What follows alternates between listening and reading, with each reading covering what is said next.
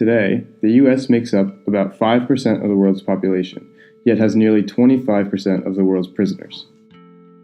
And at a federal level, people incarcerated on drug offense make up half the U.S. prison population. The U.S. has 2.3 million people incarcerated, and almost 1 million of them are African Americans. However, African Americans only make up 13.3% of the 323 million people in the U.S., while whites make up 77.1% of the population. This means that African Americans are incarcerated at nearly 6 times the rate of white Americans. Maybe this would make sense if African Americans were using more drugs than white Americans, but that's not the case. About 14 million whites and only 2.6 million African Americans report using an illicit drug. This means that 5 times as many whites are using drugs as African Americans, yet African Americans are still sent to prison for drug offenses at 6 times the rate of white Americans. These startling and lopsided facts are due, in large part, to the United States war on drugs. On July 14, 1969, in his speech to Congress, President Richard Nixon identified drug abuse as a serious national threat. He discussed a dramatic increase in drug-related juvenile arrests and street crime between 1960 and 1967. Nixon called for a national anti-drug policy at the state and federal level. It wasn't until June 1971 that Nixon officially declared a war on drugs, identifying drug abuse as the United States' public enemy number 1. America's public enemy number 1 in the United States is drug abuse. In order to fight and defeat this enemy, it is necessary to wage a new all-out offensive. I have asked the Congress to provide the legislative authority and the funds to fuel this kind of an offensive. This will be a worldwide offensive dealing with the problems of sources of supply as well as Americans who may be stationed abroad wherever they are in the world. It will be government-wide, pulling together the 9 different fragmented areas within the government in which this problem is now being handled. And it will be nationwide in terms of a new educational program. Nixon made it his top priority to crack down on the United States drug use, and in July of 1973, Nixon created the Drug Enforcement Administration to coordinate the efforts of all other agencies. For the next 8 years, the war on drugs took a backseat during the terms of Ford and Carter. It wasn't until 1981 that the war on drugs really took off again. The presidency of Ronald Reagan marked the start of a long period of skyrocketing rates of incarceration, largely thanks to his unprecedented expansion of the drug war. Drugs are menacing our society. They're threatening our values and undercutting our institutions. They're killing our children. From the beginning of our administration, we've taken strong steps to do something about this horror. Tonight, I can report to you that we've made much progress. 37 federal agencies are working together in a vigorous national effort. And by next year, our spending for drug law enforcement will have more than tripled from its 1981 levels. The war on drugs as we know it today began when Reagan signed the Anti-Drug Abuse Act in 1986, which was an enormous drug bill. It allocated $1.7 billion to fight the drug crisis, $97 million to build new prisons, $200 million for drug education, and $241 million for treatment. The bill's most consequential action, however, was the creation of mandatory minimum penalties for drug offenses. Despite being a Democrat, Clinton largely continued the Republicans' supply-sided drug policy. In his 1995 budget, Clinton added an extra $1 billion for both the demand and supply fronts of the government's drug policy. The budget included $7.8 billion to be spent on supply-sided efforts, while only $5.4 billion to be spent on education, prevention, and rehabilitation. So, although Clinton increased the budget for rehabilitation, he continued to throw money away fighting the supply side of the drug issue.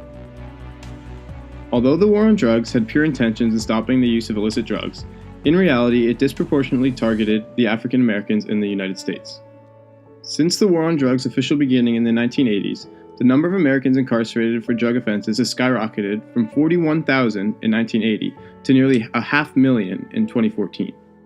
And as we've already stated, over 40% of those incarcerated were African American. An example of a law that allowed for African Americans to be incarcerated more was one that stated that selling drugs within 1,000 feet of a schoolyard or 100 feet of a playground would result in a definite minimum sentence. A defendant could receive a 20-year sentence in federal court for an offense that would bring only a 6-month term in a state court.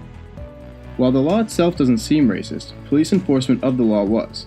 The police concentrated their enforcement more heavily around schools and playgrounds in minority neighborhoods, but made no effort to enforce the law in white neighborhoods. Another law that targeted African Americans was one that stated that possession of at least 5 grams of crack cocaine received the same minimum penalty of 10 years in prison as possession of 500 grams of cocaine powder.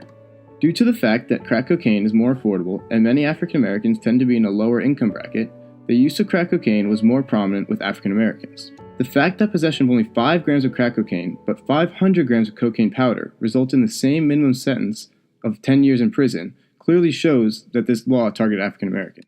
It's laws like these that lead to more than 40% of people in prison to be African American. Black men are nearly 6 times as likely to be incarcerated as white men. For black men in their 30s, 1 in every 10 is in prison on any given day. Based on these startlingly disproportionate statistics on African American incarceration rates, we can see that the war on drugs was unjust to a large proportion of the American population. The war on drugs is the longest and most expensive war in U.S. history, and it hasn't even been a success. For example, in 1995, the administrator of the Drug Enforcement Administration, Thomas Constantine, said that the drug availability of cocaine and heroin were at an all-time high, meaning that 14 years into the war on drugs, the U.S. had not even decreased drug availability. A similar trend occurred during Prohibition when alcohol was made illegal. Prohibition in the 1920s only reduced alcohol consumption by 10%. This shows that just banning illicit drugs isn't enough.